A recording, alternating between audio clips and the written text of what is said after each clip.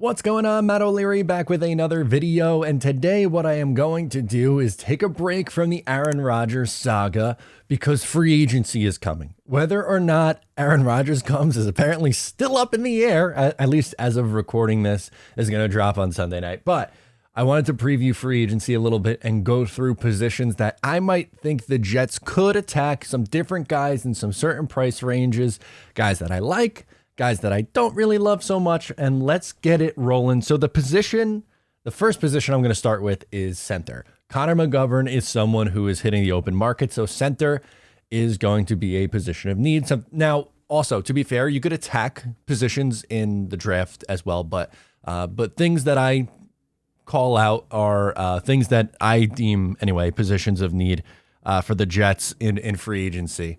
So center, potentially, Connor McGovern, 30 years old. We'll preview him first. What a potential contract would look like for him. That's another thing. I should have explained this better, how I'm going to do it. I'm going to give the guy, his age, what I think a potential contract for him would look like, some of his numbers, and what he did the last year. So Connor McGovern, I think, is going to get a slight bump in pay. His AAV was a $9 million deal. I think he's can get $10 million on the open market, something like 3 for 10. So a $30 million contract. This is what he did last year for the New York Jets. Sack numbers were pretty high. 24 pressures allowed, 4 hits, 4 penalties in 17 games.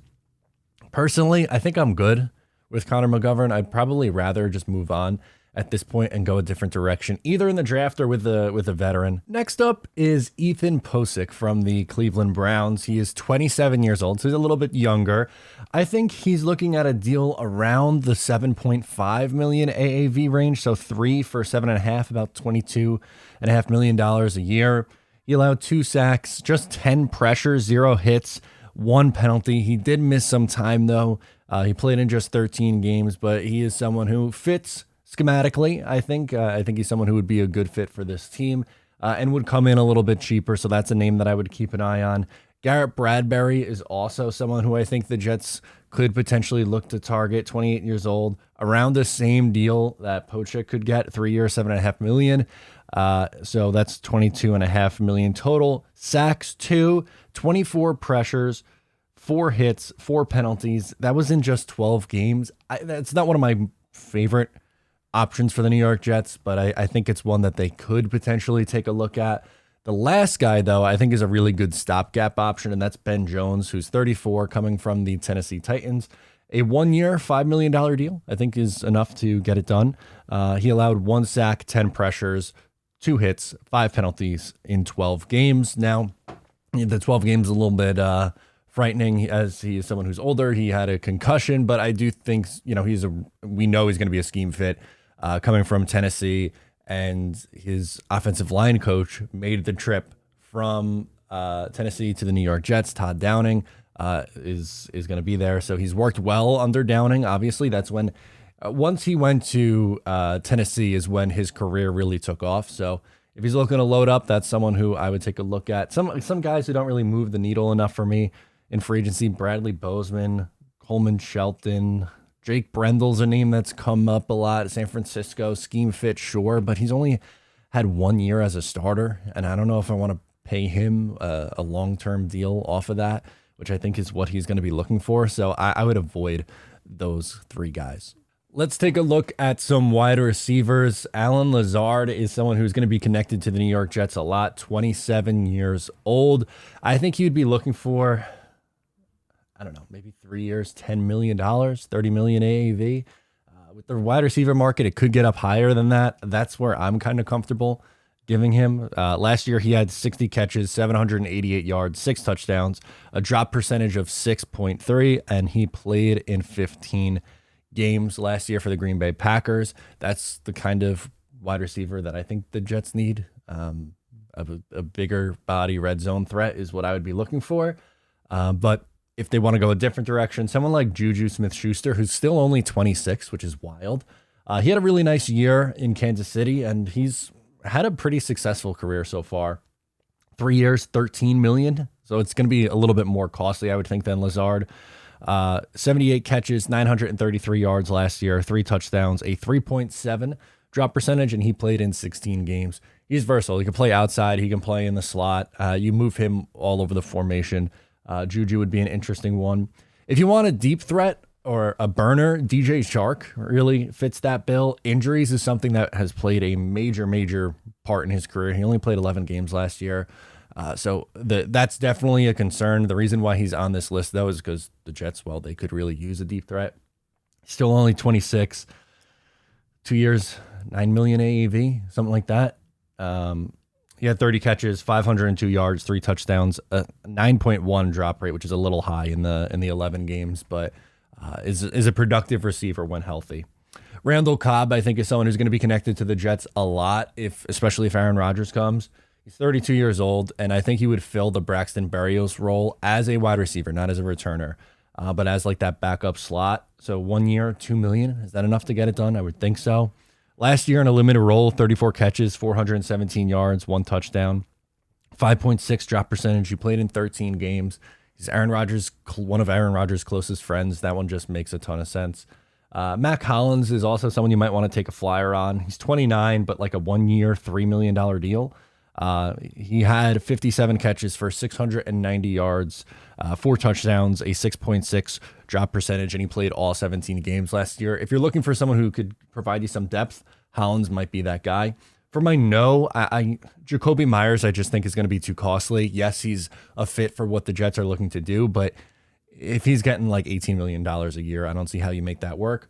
Odell, I did a video yesterday. He's on my no list. Apparently, he is seeking $20 million a year. Pass. I don't want to give Odell Beckham Jr., who didn't play at all last year and has 2 ACLs in the last 3 years, that kind of money. I think I don't think that's a good idea.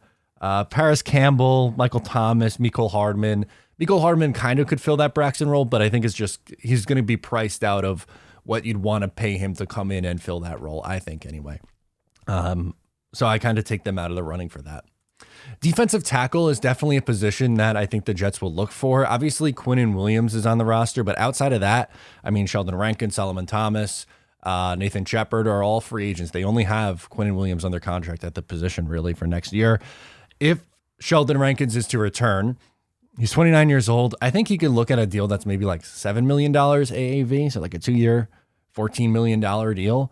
He had 33 tackles last year, 26 stops, 25 pressures, 4 sacks in 15 games. He was a really good Jet last year, actually. I should clarify. I thought he struggled a little bit in his first year. The whole defense did, but he really took a nice step forward. And I'm absolutely on the table for bringing him back. If they want to go another direction, someone like Matt Ioannidis could be a good replacement. I think he would get a similar contract. He's 29 years old, 2 years, $7 million a year. He had 25 tackles, 17 stops, 35 pressures, 1 sack. He played in just 13 games, so that's a little bit of a detractor there, but he's a solid interior guy, which again is something that the Jets are probably going to look to add in either free agency with someone, whether it's bringing back Rankins, which I think is pretty likely, or someone else in that ballpark. Larry Ogunjobi is someone that I put in that same kind of boat. He's 29 years old. 2 years, $14 million deal, so $7 million AAV is right where I have him and the other 2 guys. 28 tackles, 23 stops, 30 pressures, so he had a little bit more pressures than Sheldon Rankins. 2 sacks in 16 games. He is not very good against the run, though, so he is someone who's going to get after the passer. And then the last one, kind of for like a little bit of a cheaper option, but someone that I like a lot is Shy Tuttle from the Saints. 27 years old, 2-year, $10 million, $5 million a year, something like that.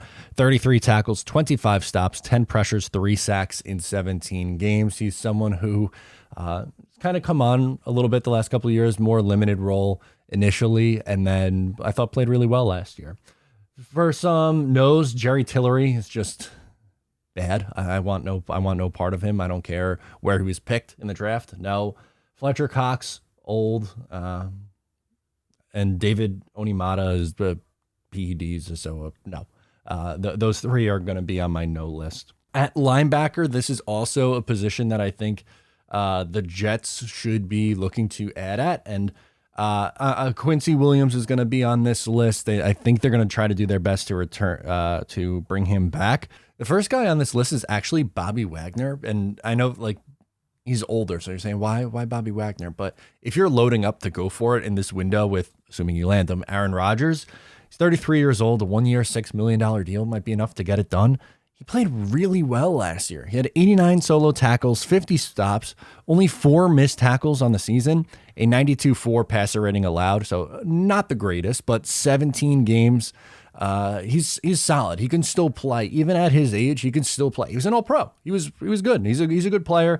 I'm all about it. And plus, he has the connection with Robert Saleh from earlier in his career. TJ Edwards, if you want to spend a little bit of money, might be worth it. 27 years old, a 4-year, $50 million deal, $12.5 million a year. He had a boatload of tackles, 125, 51 stops, 16 missed tackles, a little bit on the higher side, but he's really good in coverage, just allowed a 76.4 passer rating, played all 17 games. As for Quincy Williams, that's someone that I think they will bring back. Now, you guys know I am a big Quan Alexander fan. I just don't think they're going to be able to bring both back, so I think they would prioritize Quincy. 27 years old, 3 years, $15 million, $5 million a year, something like that. They really, really like Quincy. 80 tackles, 50 stops, 17 missed tackles last year. In coverage, allowed a 103.8 rating, and he played in 15 games. And the last guy, maybe like someone like Eric Kendricks is a name that's going to get brought up a lot. I think he's okay. I don't love it, but like if you're getting him on a 1-year deal at like $5 million, I would take that swing. He had 97 tackles, 41 stops, 15 missed tackles, a 106.5 rating though, which wasn't very good in 17 games, but pretty good against the run. Some guys who make my no list, David Long, just way too many missed tackles. That is a huge issue for me. Tremaine Edmonds and Levante David, love them both, but I think cost is going to price them out of both of those guys. Safety. Now, I know they traded for Chuck Clark, but still, I think you could be in the market for a safety because to me, he's better suited at strong safety, which is what Jordan Whitehead plays, and you could cut Jordan Whitehead and free up $7.25 million. So I might take that approach if I was the Jets. So Jesse Bates is a name that's going to get brought up a ton if they could make it fit. He's 26 years old. I think his AAV on a deal is going to be about $15 million a year. So like a 4-year, $60 million deal, something like that. He had 50 tackles, 4 interceptions, 7 missed tackles, an 86.1 passer rating allowed in 16 games. He has really come into his own, has been a big part of that Cincinnati Bengals defense. I just don't think they're going to bring him back. I think they'll prioritize Von Bell. So spoiler, Von Bell's in my no category just because I think he ends up going back to Cincy. So not worthwhile for me to get into that one. Jordan Poyer, again, a little bit older, 32 years old, but if you can get him on like a 2-year, $9 million AAV deal, I think you do it. 46 tackles, 4 interceptions. He had 9 missed tackles, and 89.8 passer rating allowed. 12 games, so he did miss some time, but man, he is still a capable player. And plus, that weakens a divisional opponent. So I might pay up and do it because you're going to probably be chasing the Buffalo Bills next year. Chauncey Gardner-Johnson, if you can get the money to work, oh, baby. He's 26 years old. I think maybe like a 4-year, $50 million deal, $12.5 million AAV per year, 56 tackles, 6 interceptions last year, 12 missed tackles, an 87.4 passer rating allowed. He did miss time, though. He played 12 games for the NFC Championship. NFC champions, Philadelphia Eagles. Jimmy Ward's going to be a connection to the New York Jets because of the Robert Saleh connection. He's a little older, so not my favorite, but 2 years, $6 million AAV. He had 41 tackles, 3 interceptions, 5 missed tackles, a 94 passer rating allowed in 12 games. And someone that I really like a lot that I would bring in, a versatile player. You heard me talk about this guy a lot. If, for whatever reasons, the Giants don't bring him back now, they have a lot of money, so they absolutely could. But Julian Love, he's 25 years old, so he's hitting free agency, just entering his prime. Could a 4-year, $32 million, an $8 million AAV deal be enough to get it done? He had 2 interceptions, just 6 missed tackles last year, a 97 rating allowed. He played 16 games. He was really a leader on that Giants defense that was really good last year. I like him. He's one of my favorite safeties in the league. I don't know why. Just a steady player, and I think a little bit underrated. I think he's good. And for someone else, I said Von Bell was on my no list. I also think Deron Harmon shouldn't be on the no list because he's old and washed. That was my note. Old and washed. Now, I have 3 more positions that I want to get into, and they're all special teams positions. So kicker, you guys wanted to hear from, and it makes sense because Greg Zerloin's a free agent, but I would want to bring him back. And what I think it potentially could cost to bring him back, like, he's 35 years old. Maybe 2 years at $3 million a year, so for $6 million total. His extra point percentage was 96.6%. He hit 81.1% of his field goals between 40 to 49 yards. So in that range, he hit 81.8%.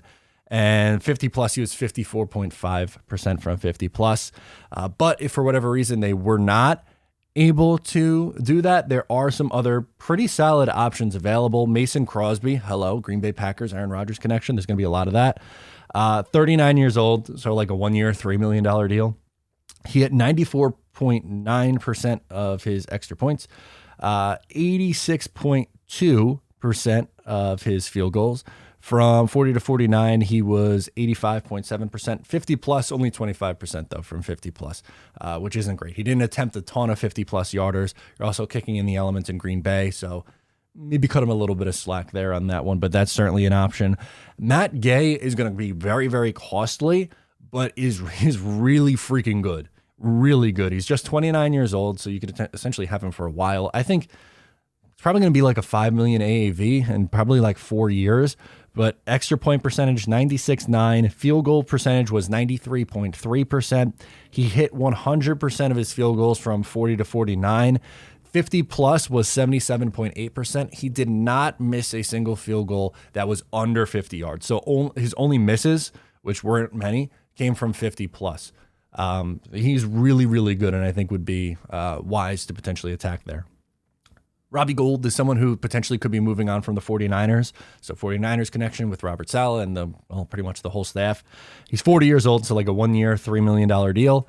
Extra point percentage, 98.2. Field goal percentage overall was an 87.5. From 40 to 49, he hit at just 69.2%, which was a little bit lower, but from 50 plus was 100%, 3 for 3. My nose, there are 2 no's on this list. One, Brett Maher for what happened in the playoffs. I think he's absolutely in his head. Just no, not worth it. Eddie Pinheiro, you tried that. No, thank you. Okay, I'm going to list some punters as well, which I know you might be saying punter. Well, I think you absolutely have to move on from Braden Mann. So I'm going to give you 3 punters who could potentially make this list. Thomas Morstead, just right the wrong. You should have kept him anyway. He was punting much better than Braden Mann was that year anyway. He's 37 years old, maybe like a 1 year, $1.5 million deal. His net punts were 41.2 yards, hang time 4.34. Inside the 20, 31 times. His yards per attempt 46.8, just solid all around. Then you have 2 other younger guys, both pretty good. Bradley Pinion, 29 years old, 2 years, maybe $2 million AAV. Net was 41.2, hang time 4.48, inside the 20, 27 times, yards per attempt 47.4. And J.K. Scott, who is younger, but I think a really good punter, 26 years old, 2 for 2 million AAV. Net was 41.1, so about the same as the other 2. Hang time led the league at 4.71, which I like that because Braden Mann seems to just kick line drives far too often. Inside the 20, 33 times, yards per attempt, 43.1. And we will close out. I'll give you 1 returner in free agency that I think would make sense. Now, you could have Bam Knight do it. You could draft someone, but if you want to pay up for a returner, Keyshawn Nixon is the guy that you would pay up. He's just 26 years old. He had a monster year returning with the Packers last year. So, like, pretty much a Braxton Berrios deal, but maybe like 2 years, 10 million, 5 million AAV. His kick return yards was over 1,009. Kick return yards per attempt, 28.8 yards. Punt return yards, 140. Punt return yards per attempt was 12.7. Again, I don't advise spending at that position, but if you wanted to, Nixon is by far and away the most high-profile returner and is available. And who knows? Maybe he wants to follow Aaron Rodgers here. But again, I wouldn't do it. So that's my list. I don't have offensive tackle on the list because I don't think you're going to pay for one, which I know some people wanted that. But we weren't going to get into offensive tackle. I don't see them paying big money for an offensive tackle. So that's it. Sound off below in the comments. Thank you so much for tuning in. I'm Matt. I'll catch you next time.